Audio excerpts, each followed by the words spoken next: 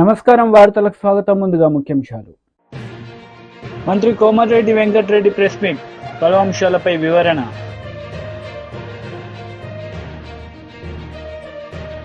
TDP polit bureau సభ్యులు Varla Ramayya media సమావేశం.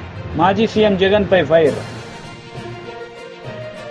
Deputy CM బట్టి విక్రమార్క ప్రెస్ మీట్ నిర్వహించారు. ఈ సందర్భంగా పలు అంశాలపై ఆయన మాట్లాడారు.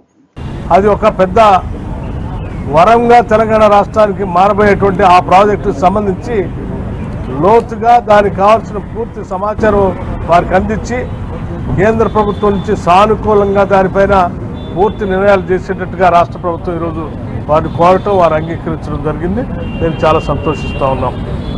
అట్లాగే హైదరాబాద్ నుంచి విజయవాడ వరకు 6 లేన్ రోడ్ పెంచుతూ దాని టెండర్ విరిచే ప్రక్రియను కూడా వారు అడగటం, రాష్ట్ర ప్రభుత్వం అడగటం, వారు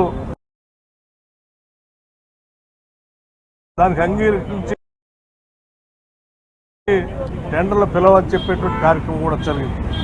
అట్లాగే నాగ్పూర్, విజయవాడ నాగ్పూర్ సంబంధించిన హైవే కానీ మిగతా గ్రీన్ఫీల్డ్ సంబంధించిన రోడ్లు కానీ ఎక్కడెక్కడైతే ఈ మాకు సర్వీస్ రోడ్లు కావాలో, అట్లాగే క్రాసింగ్ కూడా కావాలో, గ్రామాల క్రాసింగ్ కావాలో కూడా వారిని అడగటం, వారు కూడా వాటికి కూడా అంగీకరిస్తున్నారు. అలాగే కొత్త రోడ్లు హైదరాబాద్ టు కల్వకుర్తి, ఇంకా చాలా రోడ్లు లిస్టు రాసి వాటన్నిటిని కూడా మంత్రి గారికి ఇవ్వడం జరిగింది. అలాగే మన రాష్ట్ర మంత్రివర్యులు కోమటిరెడ్డి వెంకటరెడ్డి గారి దగ్గర సమగ్రమైనటువంటి సమాచారంతో డీటెయిల్డ్ రోడ్ వైజ్ లేఖ వారు ఇచ్చారు. వాటికి సంబంధించి వారు కూడా వివరాలు ఇస్తారు. రాష్ట్ర ప్రభుత్వం నుంచి ఈ రోడ్లు వేయటం కోసం, ఈ వ్యవస్థను తయారు చేయటం కోసం కావలసిన అన్ని సహాయ సహకారాలన్నీ కూడా రాష్ట్ర ప్రభుత్వం నుంచి అందిస్తామని చెప్పాం. ల్యాండ్ అక్విజిషన్ సంబంధించి కానీ, లేకపోతే మిగతా నిధుల గురించి కానీ అన్నిటి కూడా సమీకరించి అంతిమంగా హైదరాబాద్ ఈ దేశంలో ఒక డెస్టినేషన్ లాగా మార్చే కార్యక్రమం కోసం ఇన్ఫ్రాస్ట్రక్చర్ సంబంధించిన అన్ని ప్రపోజల్స్ వారికి ఇవ్వటం, వారి దగ్గర నుంచి సానుకూలంగా స్పందించి కార్యక్రమం చేపట్టాం. వారం రోజుల్లో మళ్ళీ తిరిగి హైదరాబాద్లో అన్ని శాఖలతో కూడినటువంటి ఒక సమావేశం హైదరాబాద్ సెక్రటేరియట్లో ఏర్పాటు చేసి ఎట్ ఏ టైం అన్ని డిపార్ట్మెంట్ల నుంచి క్లియరెన్సెస్ ఇచ్చే కార్యక్రమం కూడా, అంటే కేంద్రం నుంచి నేషనల్ హైవే అథారిటీకి సంబంధించిన అధికారులు వస్తారు. అట్లాగే రాష్ట్రంలో ఉన్నటువంటి వివిధ శాఖలకు సంబంధించిన అధికారులందరినీ కూడా సెక్రటేరియట్లో ముఖ్యమంత్రి గారి సమక్షంలో మంత్రి కోమటిరెడ్డి వెంకటరెడ్డి ప్రెస్ మీట్ నిర్వహించారు. ఈ సందర్భంగా పలు అంశాలపై ఆయన మాట్లాడారు. ఐటీ మినిస్టర్ శ్రీధర్ బాబు గారు, రెవెన్యూ మినిస్టర్ పొంగులేటి శ్రీనివాస్ రెడ్డి గారు, ఇంకా ఎంపీ పెద్దపల్లి, అలాగే వివేక్ ఎమ్మెల్యేతో పాటు అధికారులందరితో గడ్కరీ గారు సమయం ఇచ్చి అడగగానే నేరుగా పార్లమెంట్కి వెళ్ళి ఎలక్షన్ స్పీకర్ ఎన్నికల వచ్చి దాదాపు 2 గంటల పాటు సుదీర్ఘంగా రాష్ట్రంలో గత 5 సంవత్సరాలుగా నేషనల్ ఫండ్స్ అతి తక్కువ రాష్ట్రాలకు వచ్చిందంటే అది తెలంగాణకి. ప్లస్ దాంతోపాటు శాంక్షన్ అయిన దాన్ని కూడా ల్యాండ్ ఎక్విజిషన్ కానీ ఇతర సమస్యలని పరిష్కరించకుండా అప్పటి ప్రభుత్వం, రాష్ట్ర ప్రభుత్వం పెడచెవిన పెట్టడంతో ఎక్కడికెక్కడ పనులు ఆగిపోవడం కానీ, 2016లో ఇన్ ప్రిన్సిపల్ అనౌన్స్ చేసిన రీజనల్ రింగ్ రోడ్ 2008లో ఎంఓయూ చేసుకొని ఆ తర్వాత దాని గురించి మర్చిపోతే గత 6 మాసాల కింద వచ్చిన మా ప్రభుత్వంలో అప్పుడు కొద్దిగా ప్రాసెస్ స్టార్ట్ చేసినాం. యూటిలిటీ ఛార్జెస్ ఆ ప్రభుత్వం కట్టాలంటే మేమే కడతామని చెప్పి లేఖ ఇవ్వడం, దానికి గడ్కరీ గారు కూడా నేను కోరినప్పుడు వెంటనే అవసరం లేదు, అది మేమే పే చేస్తామని చెప్పి వారు కూడా ముందుకు రావడం, ల్యాండ్ ఎక్విజిషన్ 50-50 షేరింగ్లో ఆ ప్రాసెస్ కూడా స్టార్ట్ చేయమని చెప్పి ఈరోజు మీటింగ్లో నిర్ణయం తీసుకున్నాం.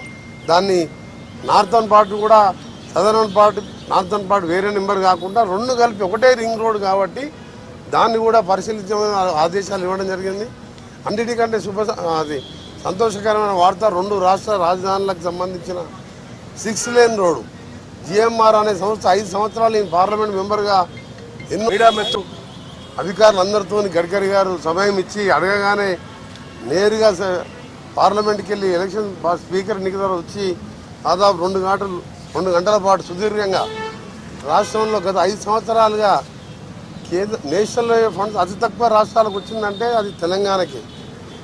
ప్లస్ దాంతోపాటు శాంక్షన్ అయిన దాన్ని కూడా ల్యాండ్ ఎక్విజిషన్ కానీ ఇతర సమస్యలని పరిష్కరించకుండా అప్పటి ప్రభుత్వం, రాష్ట్ర ప్రభుత్వం పెడచెవిన పెట్టడంతో ఎక్కడికెక్కడ పనులు ఆగిపోవడం కానీ, 2016లో ఇన్ ప్రిన్సిపల్ అనౌన్స్ చేసిన రీజనల్ రింగ్ రోడ్ 2008లో ఎంఓయూ చేసుకొని ఆ తర్వాత దాని గురించి మర్చిపోతే గత 6 మాసాల కింద వచ్చిన మా ప్రభుత్వంలో అప్పుడు కొద్దిగా ప్రాసెస్ స్టార్ట్ చేసినాం. యూటిలిటీ ఛార్జెస్ ఆ ప్రభుత్వం కట్టనంటే మేమే కడతామని చెప్పి లేఖ ఇవ్వడం, దానికి గడ్కరీ గారు కూడా నేను కోరినప్పుడు వెంటనే అవసరం లేదు అది మేమే పే చేస్తామని చెప్పి వారు కూడా ముందుకు రావడం, ల్యాండ్ ఎక్విజిషన్ 50-50 షేరింగ్లో ఆ ప్రాసెస్ కూడా స్టార్ట్ చేయమని చెప్పి ఈరోజు మీటింగ్లో నిర్ణయం తీసుకున్నాం. సంవత్సరాలుగా నేషనల్ ఫండ్స్ అతి తక్కువ రాష్ట్రాలకు వచ్చిందంటే అది తెలంగాణకి. టీడీపీ లీడర్ మీడియా సమావేశం నిర్వహించారు. ఈ సందర్భంగా పలు అంశాలపై ఆమె మాట్లాడారు. 19 వరకు పార్లమెంట్లో కాంగ్రెస్కి 44 సీట్లు, ఒకసారి 52 సీట్లు వస్తే మొత్తం 1/10 ప్రకారం 54 రావాల్సి ఉంటే కూడా ప్రతిపక్ష హోదా ఇవ్వలేదు. ఇది భారత రాజ్యాంగం ప్రకారం ఉన్న రూల్. ఈరోజు జగన్మోహన్ రెడ్డి గారి కోసం రాజ్యాంగాన్ని మార్చి రాస్తారనుకుంటున్నారు. ఆయన ఇన్ని రోజులు 5 సంవత్సరాలు రాజారెడ్డి రాజ్యాంగం ప్రకారము ఆయన కొత్త రాజ్యాంగము కొత్త చట్టాల ప్రకారము ఆంధ్రప్రదేశ్ని నాశనం చేశారు. ఇప్పుడు ప్రజల దగ్గరికి వెళ్ళి మొహం చూపించుకోలేక రూల్స్ అనేటివి మార్చి కొత్త రాజ్యాంగం రాస్తేనే నేను వస్తాను, అప్పుడే నేను పోరాడతాను ప్రజా సమస్యలకు అని చెప్పేసి ఈయన ప్రయత్నిస్తున్నారు. అసలు జగన్మోహన్ రెడ్డి గారు ఆ రోజు స్పీకర్ ఎన్నికలో సాంప్రదాయం ప్రకారం వచ్చి స్పీకర్ని ఆయన స్థానం దగ్గర తీసుకొచ్చి ఆయన్ను మర్యాదపూర్వకంగా వెళ్లాల్సిన సాంప్రదాయం అన్నది. కానీ ఆయన ఆ రోజు కూడా గైర్హాజరయ్యారు. అలాగనే స్పీకర్కు ధన్యవాదాలు చెప్పడానికి ఆయన పార్టీ నుంచి ఒక్కరు కూడా అసెంబ్లీలోకి రావడం లేదు. ఇది ప్రజలందరూ గమనిస్తున్నారు. అంటే వీళ్ళకి అధికారము రాజకీయాలు అనేది సంపాదించుకోవడానికి దోచుకోవడానికి దాచుకోవడానికి తప్పితే ప్రజా సేవ కోసం వచ్చిన పార్టీ కాదు ఇదని ప్రజలు కూడా గమనిస్తున్నారు. ఈరోజు లెటర్ ఇచ్చి తను రాకుండా ఉండడానికి ఒక సింపతి డ్రామా ఆడి ప్రజల దగ్గరికి వెళ్ళాలన్న ఒక ఆలోచన తప్పితే ఈరోజు నువ్వు ఒక ఎమ్మెల్యే, నేను ఒక ఎమ్మెల్యే, మనం ఇద్దరం వెళ్ళి రాష్ట్రం మన కాన్స్టిట్యున్సీలో ఉన్న సమస్యల మీద పోరాడి అక్కడున్న సమస్యలు పరిష్కారానికి మాత్రమే మనకు ఓట్లు వేశారు ప్రజలు. ఆ విషయం మీరు గమనిస్తే బాగుంటుంది. ఈరోజు మీరు అన్నీ మర్చిపోయినారు. ఆ రోజు 2019లో 23 సీట్లు వచ్చిన తెలుగుదేశం పార్టీలోంచి 6 మంది శాసనసభ్యులను పీకేస్తే ప్రతిపక్ష హోదా కోల్పోతాది తెలుగుదేశం పార్టీ అనేసి ఆ రోజు అందరి మధ్యన రికార్డులో ఉంది మీరు మాట్లాడిన మాటలు. అలాగనే మీ యొక్క క్యాబినెట్లో పనిచేసిన పేర్ని నాని అనే వ్యక్తి ద్వారా 6 మందిని తెలుగుదేశం లో గెలిచిన ఎమ్మెల్యేలని గుంజాలని మీరు ప్రయత్నం చేసిన మాట వాస్తవం కాదా? ఆ రోజు తెలుగుదేశం పార్టీకి ప్రతిపక్ష హోదా లేకుండా వాళ్ళని చెయ్యాలని ఒక దుర్మార్గమైన ఆలోచన చేసిన మీరు ఈరోజు ప్రతిపక్ష హోదా మీద మీరు అసెంబ్లీకి రాకుండా ఉండడానికి నెట్టడం జరుగుతూ ఉంది. ఆ రోజు తెలుగుదేశం పార్టీ 4 సభ్యులు వెళ్ళినా కూడా 19 సభ్యులతో ప్రతి ఒక్క అసెంబ్లీ సెషన్కి వెళ్ళడం జరిగింది. ప్రజా సమస్యల మీద పోరాడడం జరిగింది. ఒకవేళ మీరు ఏ విధమైన అవమానాలు చేసినా దాన్ని భరిస్తూ ప్రజల పక్షాన్ని నిలబడడం జరిగింది తెలుగుదేశం పార్టీ. అలాగనే 14 నుంచి 19 వరకు మీరు ప్రతిపక్షంలో ఉన్నప్పుడు రాకపోతే మా యొక్క తెలుగుదేశం ఎమ్మెల్యే ప్రజా సమస్యల మీద పోరాడడం జరిగింది.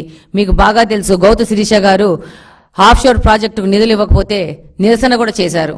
ఈ విధంగా మాకు మా నాయకుడు మీరు ప్రతిపక్షం లేకపోయినా కూడా పోరాడాల నుంచి 14 నుంచి 19 వరకు మాతోనే క్వశ్చన్స్ వేయించుకొని మాతోనే పరిష్కార మార్గంగా పోరాటాలు చేపించారు. ఈరోజు మీరే పరిస్థితిలో వస్తున్నారంటే మీకున్న 11 మంది ఎమ్మెల్యేలను అసెంబ్లీకి పోకుండా ఇలాంటి చొడ్డులు చెప్పి ప్రజా సమస్యలకు దూరం పెట్టి ప్రజా సమస్యలకు పోరాడే విధంగా లేకుండా మీరు మీ పార్టీని చూసుకుంటున్నారు. అలాగనే ఈరోజు మీకు వచ్చిన 11 సీట్లు అనేటివి ఈ 5 సంవత్సరాలు మీరు ప్రజలకు వ్యతిరేకంగా పరదాలు కట్టుకొని దురహంకారంతో చేసిన పాలనకు వాళ్ళు రెఫరెండం ఇచ్చారు. ఇది గమనించుకొని కనీసం ఇప్పటి నుంచైనా కానీ ప్రజలకు సేవ చేసే విధానంగా మీరు ముందుకొచ్చి అసెంబ్లీలో ప్రజలకు ఉన్న సమస్యల మీద గలమెత్తితే బాగుంటుంది. అంటే మీరు అసెంబ్లీలోకి రావడానికి ఓన్లీ ముఖ్యమంత్రి అయితేనే వస్తారా? ముఖ్యమంత్రి స్థానంలోనే ఉంటే వస్తారా? అంటే మీకు ఓట్లేసింది ముఖ్యమంత్రి స్థానంలోకి ఎక్కడానికే ప్రజలు అనుకుంటున్నారా? మనకు ఓట్లేసింది మన నియోజకవర్గంలో ప్రజలు మనకు సేవ చేయడానికి మాత్రమే ఓటేశారు. దాన్ని మీరు ఉపయోగించుకొని మీకు మేము విన్నవించుకుంటున్నాము. పులివెందల్లో ఉన్న సమస్యల మీద మీరు గలమెత్తి అసెంబ్లీకి వచ్చి పోరాడితే బాగుంటుందని నేను. YCP leader Perni Nani media సమావేశం నిర్వహించారు. ఈ సందర్భంగా పలు అంశాలపై ఆయన మాట్లాడారు. వాస్తవానికి జగన్మోహన్ రెడ్డి గారికి అట్ ఏ టైం మీరు ఎప్పుడు లెక్కేసుకున్నా కూడా సివిల్ పోలీసులకు సంబంధించి సిఐలు కానీ ఎస్ఐలు కానీ హెడ్ కానిస్టేబుల్స్ కానీ 18 మంది ఉన్నారు, పనిచేశారు మొన్నటిదాకా. ఆయన సీఎంగా ఉన్ననాళ్ళు ఆర్మడ్ ఫోర్స్ అంటే ఆర్మడ్ రిజర్వ్ ఫోర్స్ అంటాం, వాళ్ళు ఆర్మడ్ ఫోర్స్ 33 మంది, ఏపీ స్పెషల్ పోలీస్ బెటాలియన్ నుంచి 89 మంది. మన జగన్మోహన్ రెడ్డి గారి సీఎంగా ఉన్నప్పుడు బయటికి సీఎం గారు ఎప్పుడు వచ్చినా ఎక్కడైనా మనం బ్లాక్ డ్రెస్సులతో ఉండేటువంటి అక్టోపస్కి సంబంధించినటువంటి 13 మంది. వీళ్ళు కాకుండా సీఎం గారి ఇంటి సరిహద్దుల్లో అంటే ఇంటి చుట్టూ కానీ లేకపోతే ముందు కానీ ఎటుకన్నా కానీ 23 మంది. కాన్వాయ్ సీఎం గారి కాన్వాయ్కి 21 మంది డ్రైవర్లు కానీ సెక్యూరిటీ ఇన్స్పెక్టర్లు కానీ అదే ఎస్ఐలో వాళ్ళ హెడ్ కానిస్టేబుల్ వాళ్ళ ఏ ర్యాంక్లో ఉంటే ఆ ర్యాంక్లో కాన్వాయ్కి 21 మంది. మొత్తం 196 మంది సీఎం గారితో ఉండేటువంటి సిబ్బంది. అంటే ఆయన కేటాయించబడినటువంటి 196 మంది సిబ్బంది.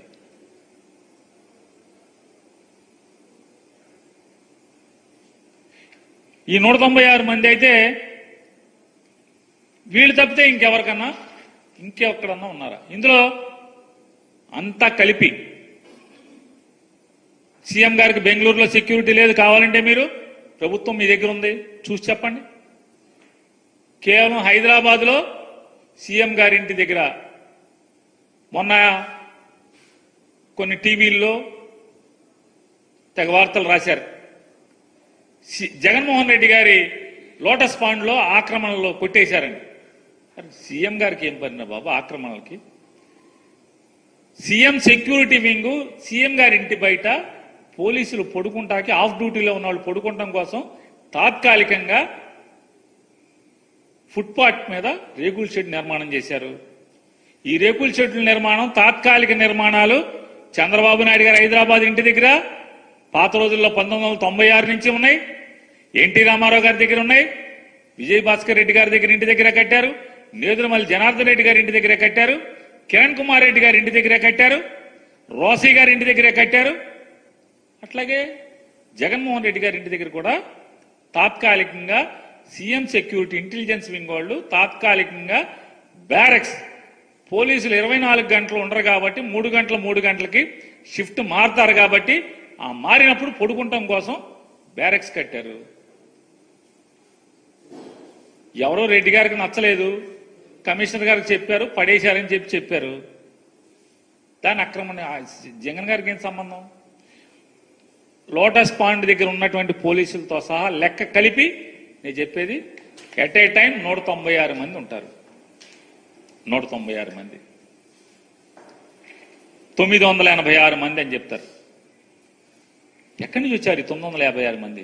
అంటే సీఎం గారు ఎంత దుర్మార్గంగా రాస్తారంటే దీంట్లో రామోజీరావు గారు అబ్బాయి ఎంత దుర్మార్గంగా రాస్తాడంటే 24 గంటలు మొత్తం బెజవాడ నుంచి సర్వీస్ రోడ్లు మొత్తం అంతా కూడా పోలీసులు మయం అంటాం. ఎప్పుడు ఉన్నారండి? సీఎం మూమెంట్ ఉంటే ఉంటారు. సీఎం గారు బయటికి వెళ్తుంటే ఎన్ రూట్ అంతా, ఎయిర్పోర్ట్కి వెళ్తే ఎయిర్పోర్ట్ అంతా, లేదా హెలిప్యాడ్కి ఉంటే హెలిప్యాడ్కి ఉంటారు. ఎందుకుంటారు?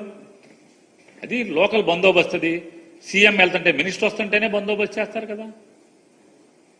ఇవాళ లోకేష్ వెళ్తుంటే ఎన్ రూట్లో బందోబస్తు వేయట్లేదా? ఎవరు చెప్పారు వేయట్లేదని? మీరు చెప్తున్నారు. నిన్నదాకా చంద్రబాబు నాయుడు గారి మీద డబ్బా కబుర్లు రాశారు. ఏమని? చంద్రబాబు నాయుడు గారు నేను వెళ్తుంటే ట్రాఫిక్ ఆపద్దన్నాడని. టీడీపీ పోలిట్ బ్యూరో సభ్యులు వర్ల రామయ్య మీడియా సమావేశం నిర్వహించారు. ఈ సందర్భంగా సీఎం జగన్ రెడ్డిపై మండిపడ్డారు. అటువంటి మీరు దయ్యాలు వేదాలు వల్లించినట్లుగా ఈ రోజున అనుమతులు లేని మీ కార్యాలయాన్ని అధికారులు పడగొడితే గగ్గోలు పెడుతూ ఉన్నారు. నేను అడుగుతున్నా, ఈ రోజున ఏ జిల్లాలో మీరు పర్మిషన్ తీసుకున్నారండి? ఏ జిల్లాలో మీరు పర్మిషన్ తీసుకున్నారు? శ్రీకాకుళం, అనకాపల్లి, పార్వతీపురం, కాకినాడ, రాజమండ్రి, ఏలూరు, విజయవాడ, తాడేపల్లి, ఇదే మీరుంటున్న పక్కన తాడేపల్లి, నర్సరావుపేట, బాపట్ల, నెల్లూరు, నంద్యాల, కడప, అన్నమయ్య, అనంతపురం, పుట్టపర్తి, తిరుపతిలో భవన నిర్మాణ అనుమతుల కోసం దరఖాస్తు కూడా చేయలేదు. మీరు కట్టడాలు మొదలుపెట్టారు. పడగొట్టరా? చట్టం చూస్తూ ఊరుకుంటుందా? మీ గవర్నమెంటే మీ కార్యాలయం కట్టుకుంటారు అంటే అధికారం మీ చేతులు, ప్రజలు మీ చేతికిచ్చింది మీ సొంత పార్టీ భవనాల నిర్మాణం కోసమా? ఇది సరైంది కాదు జగన్మోహన్ రెడ్డి గారు అని చెప్పి కూడా నేను తెలియజేస్తున్నా. కాలువలండి, పంట కాలువలండి, చెరువులండి, సుప్రీంకోర్టు తీర్పుని ఉల్లంఘించారు. గ్రీన్ ట్రిబ్యునల్ ఆదేశాలు, మార్గదర్శకాలు పట్టించుకోకుండా వాటిని కూడా ఆక్రమించుకొని మీ పార్టీ కార్యాలయాలు కట్టుకుంటున్నారు. మీకు ఇంకొక విచిత్రం తెలుసా పాత్రికేయ సోదరులారా? ఈ పార్టీ కార్యాలయాలు అన్నీ కూడా రామ్కి అయోధ్య రామరెడ్డి గారు నిర్మిస్తారట. What is this?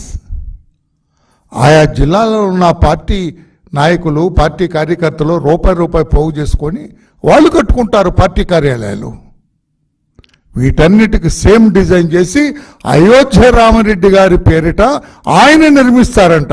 అంటే ఉత్తరోత్తర ఈ పార్టీ కార్యాలయాలు ఒకవేళ జగన్మోహన్ రెడ్డి గారు నాకొద్దు తూచ్, ఈ పార్టీ నాకు వద్దంటే ఆ కార్యాలయాలు అన్నీ కూడా రామ్కి గారి సంస్థలో చేరిపోతాయి. ఈ రకంగా దొడ్డిదారిన రామ్కి అయోధ్య రామరెడ్డి గారికి మీరు అప్పనంగా దోచిపెడుతున్న ఆస్తులు కాదా జగన్మోహన్ రెడ్డి గారు అని చెప్పి నేను అడుగుతున్నా. ఆ వైకాపా కార్యకర్తలకు నేను చెబుతున్నా, రే పిచ్చి పెద్దలారా, ఒకసారి అర్థం చేసుకోండి. పార్టీ కార్యాలయం నిర్మాణానికి రామ్కి సంస్థకి ఏం సంబంధం అండి? మీరు ఒక ప్రకటన చేయమనండి, రామ్కి సంస్థ స్వచ్ఛందంగా ఏ పార్టీ కార్యాలయం నిర్మాణానికైనా మేము ముందుకు వస్తాం, ఉచితంగా కట్టిస్తామని. రేపు జగన్మోహన్ రెడ్డి గారు ఇక్కడ వద్దు, నాకు నా పార్టీ వద్దు అని చెప్పి ఆయన అక్కడ లండన్లో వెళ్ళి ఆయన ఆ భవనంలోకి వెళ్తే ఈ భవనాలన్నీ కూడా అయోధ్య రామరెడ్డి గారి పరం అవుతాయని చెప్పి రికార్డులన్నీ ఆయన పేరు మీద ఉన్నాయట. ఎలా ఉంటాయని చెప్పి నేను అడుగుతున్నా, ఎందుకు ఉంటాయని అడుగుతున్నా. సమాధానం చెప్పే ధైర్యం ఉందా గౌరవ జగన్మోహన్ రెడ్డి గారు? మీకు సమాధానం చెప్పగలరా? అయోధ్య రామరెడ్డి గారు పేరిట ఎందుకున్నాయి ఈ స్థలాలన్నీ, ఎందుకున్నాయి ఈ బంగ్లాలన్నీ, సమాధానం చెప్పగలరా అని చెప్పి కూడా నేను, ఆయన యజమాని అంటే వీటన్నిటికీ, not the president of the party, general secretary of the party కాదు, ఆయన యజమాని అవుతారంట. అంటే ఉత్తరోత్తర ఏదైనా జరిగితే, ఈ పార్టీ గాయబైతే అన్ని ఆస్తులన్నీ కూడా, ఈ 900 కోట్ల రూపాయల ప్రస్తుత ఖరీదయ్యే ఈ ఆస్తులన్నీ కూడా అయోధ్య రామరెడ్డి గారి పరం అవుతాయని చెప్పకనే వాళ్ళు చెబుతున్నారు. మార్కెట్ రేటు ప్రకారం 900 కోట్ల పైనే ఉన్నాయట ఈ భూముల ఖరీదు. బీజేపీ లీడర్ మీడియా సమావేశం నిర్వహించారు. ఈ సందర్భంగా పలు అంశాలపై ఆమె మాట్లాడారు. చాలా చిత్రమైనటువంటి విషయం ఏంటంటే, ఎన్నికల సమయంలో మేము ప్రజాపాలన అందిస్తాం, మేము ప్రజల కోసం పనిచేస్తాం, మేము ప్రభుత్వ ఉద్యోగుల పక్షాన ఉంటాం, మేము ప్రైవేట్ రంగంలో పనిచేసేటటువంటి వాళ్లకు బతుకు భరోసానిస్తాం, మేము రైతుల కోసం పనిచేస్తాం, మేము మహిళలకు చేయూతనిస్తామని చెప్పి, మేము నిరుద్యోగులకు ఉద్యోగాలు ఇస్తామని చెప్పి అధికారంలోకి వచ్చినటువంటి కాంగ్రెస్ పార్టీ 6 గ్యారంటీల పేరుతో, 13 హామీల పేరుతో, 69 దానికి అదనపు హామీల పేరుతో, మొత్తం గంపగుత్తగా అక్కడిక్కడ మాట్లాడిన ఒక 400 హామీల పేరుతో ఇవాళ జనం నెత్తి మీద ఒక గాడిద గుడ్డు పెట్టింది. మోసం, తెలంగాణ ప్రజలను దగా చేసింది. ఆ ప్రజల్లో భాగమైనటువంటి ఉద్యోగుల విషయానికి వస్తే కూడా తెలంగాణ రాష్ట్రంలో బడి పిల్లలకు పాఠాలు చెప్పేటటువంటి పంతుళ్ళు గత 6 నెలల కాలం నుంచి కాళ్ళరిగేలాగా రేవంత్ రెడ్డి గారి ఇంటి చుట్టూ, ముఖ్యమంత్రి గారి కార్యాలయం చుట్టూ, సదరు ఆఫీసర్లు ఎవరన్నా ఉంటే వాళ్ళ కార్యాలయాల చుట్టూ కాళ్ళరిగేలాగా తిరుగుతున్నారు. వాళ్లకు వారం రోజులు బడి ఉంటుంది, సెలవు ఒక ఆదివారం ఉంటుంది. ఆదివారం నాడు హైదరాబాద్కు వస్తే ఏ ఆఫీసర్ ఉండడు. విద్యాశాఖ మంత్రి ఉండడా అంటే విద్యాశాఖ మంత్రి లేడు. విద్యాశాఖను తన దగ్గర పెట్టుకున్నటువంటి రేవంత్ రెడ్డి గారు కలవరు. మరి ప్రభుత్వ ఉపాధ్యాయులు వాళ్ళ గోస ఎవరికి చెప్పుకోవాలా? తెలంగాణ రాష్ట్రంలో 65,000 మంది ఎస్జిటి ఉపాధ్యాయులు ఉంటే ఈ 65,000 మంది ఎస్జిటి ఉపాధ్యాయుల ప్రమోషన్స్ విషయంలో గతంలో రాజీవ్ గాంధీ గారు ప్రధానమంత్రిగా ఉన్నప్పుడు వచ్చినటువంటి ఒక నూతన విద్యా విధానంలో భాగంగా ఆనాడు ఉమ్మడి ఆంధ్రప్రదేశ్లో ఉన్నటువంటి తెలంగాణ ప్రాంతంలో కూడా ఎస్జిటిల నియామకాల విషయంలో టీటీసీ చేసి ఉపాధ్యాయ వృత్తిలోకి ఎస్జిటిలుగా నియమించబడినటువంటి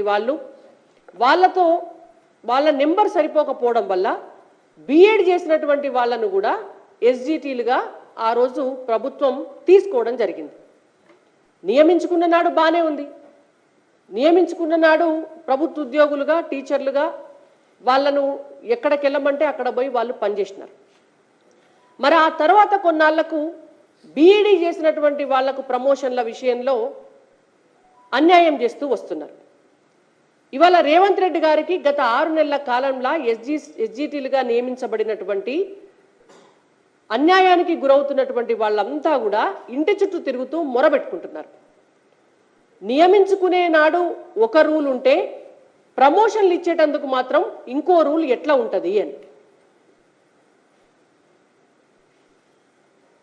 గతంలో వాళ్ళను ఇబ్బంది పెట్టడానికి తీసినటువంటి జీవోల విషయంలో ఆనాడు గత ప్రభుత్వాలు తీసుకొచ్చినటువంటి జీవో 2, జీవో 3 ఉపాధ్యాయులకు అన్యాయం చేసేటటువంటి జీవోలు, ఆ జీవోలను రద్దు చేసి పాత జీవోలు జీవో 11, జీవో 12 అని అమలు చేయాలి అని చెప్పి వాళ్ళు ఏదైతే కోరుతున్నారో వాటిని కనీసం పరిశీలించేటటువంటి పరిస్థితిలో కూడా రేవంత్ రెడ్డి గారి ప్రభుత్వం లేదు. బీఆర్ఎస్ లీడర్ మీడియా సమావేశం నిర్వహించారు. ఈ సందర్భంగా పలు అంశాలపై ఆయన మాట్లాడారు. వినియోగిస్తాం. వారు ఇద్దరు కూడా వారి సభ్యత్వాలు, శాసనసభ సభ్యత్వాలు రద్దు చేయించడానికి మేము అన్ని రకాల ప్రయత్నం చేస్తాం, చేయించి తీరుతాం.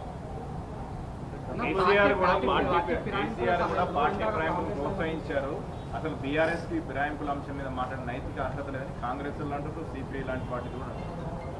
వాళ్ళకు ఉంటుందా? వాళ్ళు కూడా ఫిరాయింపులు చేసి మాట్లాడేదానికి వరకు ఉంటుందా? పార్టీ ఫిరాయింపుల చట్టం అనేది తెచ్చింది కాంగ్రెస్. పైగా ఈ మధ్యకాలంలో పార్లమెంట్ ఎన్నికల ముందు, పార్లమెంట్ సాధారణ ఎన్నికల కంటే ముందు కాంగ్రెస్ పార్టీ, భారత జాతీయ కాంగ్రెస్ పార్టీ వారి మేనిఫెస్టోలో చాలా క్లియర్గా చెప్పింది, ఈ పార్టీ ఫిరాయింపులు అనేది ఏదైతే ఉన్నాయో ఇది మంచిది కాదు, ఇది మంచి సంప్రదాయాన్ని నెలకొల్పడం లేదు, దీన్ని మనం పూర్తిగా వ్యతిరేకిస్తూ ఉన్నాం. పార్టీగా ఏ చట్టం అయితే ఏదైతే ఉందనో ఆ చట్టానికి మరింత పదును పెడతాం. పార్టీ ఫిరాయింపుల నిరోధక చట్టానికి మరింత పదును పెడతాం. ఫిరాయింపు జరిగిన రోజే, పార్టీ కండువా మార్చుకున్న రోజే ఆ అభ్యర్థి యొక్క సభ్యత్వం, అది పార్లమెంట్ సభ్యత్వమైనా, శాసనసభ సభ్యత్వమైనా, రాజ్యసభ సభ్యత్వమైనా, శాసన మండలి సభ్యత్వమైనా పోయే విధంగా చట్టాన్ని తీసుకొస్తాం అని చెప్పి స్పష్టంగా ప్రజలకు హామీ ఇచ్చారు, భారత ప్రజలకు హామీ ఇచ్చారు. పాంచన్యాయ్ సూత్రాల్లో కూడా దాన్ని చేర్చాను, మేనిఫెస్టోలో పెట్టాను. దీని ఆధారంగానే ప్రజలు ఓట్లేసారు. కాంగ్రెస్ మేనిఫెస్టో చూసే ప్రజలు ఓట్లేసారు. ఓట్లేసిన ప్రజల్ని చీట్ చేస్తున్న, ఇంత నగ్నంగా మోసం చేస్తున్న కాంగ్రెస్ పార్టీకి అర్హత లేదు మాట్లాడడానికి. ఆ మాట్లాడిన ఆయన ఎవరో ఒకసారి కాంగ్రెస్ పార్టీ మేనిఫెస్టో చూసి మాట్లాడమని చెప్పండి, ఎవరైనా మాట్లాడదలుచుకుంటే. దాన్ని మేమనడమే కాదు, ఇటువంటి సిగ్గుమాలిన పని మనం చేయొద్దు అని చెప్పి ఆ పార్టీకి సంబంధించిన సీనియర్ నాయకులు, శాసన మండలి సభ్యులు, జీవన్ రెడ్డి గారే నిన్న స్పష్టంగా చెప్పారు, ఇటువంటి సిగ్గుమాలిన పని కాంగ్రెస్ పార్టీ చేయకూడదు, భారత జాతీయ కాంగ్రెస్ పార్టీ విధానానికి విరుద్ధము, అనే మాట గత 4-5 రోజులుగా స్పష్టంగా చెప్తున్నారు వారు. దానికి వ్యతిరేకంగా వారు రాజీనామాకు కూడా సిద్ధపడరు. నిన్న ఇది కాంగ్రెస్ పార్టీ నిర్ణయం కాదు, ఇది రేవంత్ రెడ్డి సొంత ఆలోచనలు అమలు చేస్తున్నారు అనే మాట కూడా వారు చెప్పారు స్పష్టంగా. దీని వెనకాల ఇంకొక ఎజెండా ఉంది, కాంగ్రెస్ పార్టీని బదనం చేసే ఎజెండా ఉంది, కాంగ్రెస్ పార్టీని బలహీనం చేసే ఎజెండా ఉందన్న విషయాన్ని కూడా వారు పరోక్షంగా తెలియజేశారు సీనియర్ కాంగ్రెస్ నాయకుడిగా. మరి మీతో అన్న ఆయన ఎవడో ఆయన ఒక్కసారి జీవన్ రెడ్డి గారితో మాట్లాడినాక మళ్ళీ మాట్లాడమని చెప్పాడు. మరొక విమర్శ కూడా కాంగ్రెస్ పార్టీ తీసుకోండి, 19 మంది ఎమ్మెల్యేలను గతంలో కేసీఆర్ లాక్కున్నాడు, కొనుగోలు చేసిందని చెప్తున్నారు. ఇప్పుడు మేము కేవలం ఆహ్వానిస్తున్నాం, వాళ్ళు జాయిన్ అయిపోయారని చెప్తున్నారు. సిగ్గుండాలి చెప్పుకోవడానికి ఈ మాట.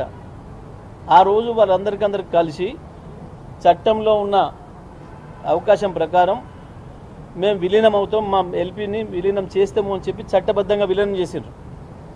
లేకపోయింటే డిస్క్వాలిఫై అయ్యేవాళ్ళు కదా. కోర్టు కూడా వెళ్ళిన వీళ్ళు. ఏం జరిగింది ఆ రోజు? కేసీఆర్ ఎక్కడ తప్పు చేయలేదు, బీఆర్ఎస్ పార్టీది టీఆర్ఎస్ పార్టీది పొరపాటు కాదు, మీ సభ్యులకే మీ పార్టీ పైన విశ్వాసం లేక చట్ట ప్రకారం 2/3 మెజారిటీతోని విలీనం చేయడం జరిగింది, కాబట్టి దీంట్లో మనం చేయడానికి ఏం లేదు, చట్టబద్ధంగానే జరిగిందని కోర్టు చెప్పింది తీర్పు. ఈ మాట్లాడడానికి బుద్ధి ఉండాలి ఏమైనా, ఇంత స్పష్టంగా కనబడుతుంది. ఇవాళ అడగలేదా ఇంటింటి? వార్తలు ముగించే ముందు ముఖ్యాంశాలు మరోసారి.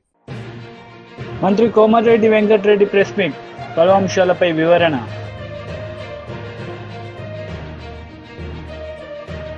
టీడీపీ పొలిట్ బ్యూరో సభ్యులు వర్ల రామయ్య మీడియా సమావేశం, మాజీ సీఎం జగన్ పై ఫైర్.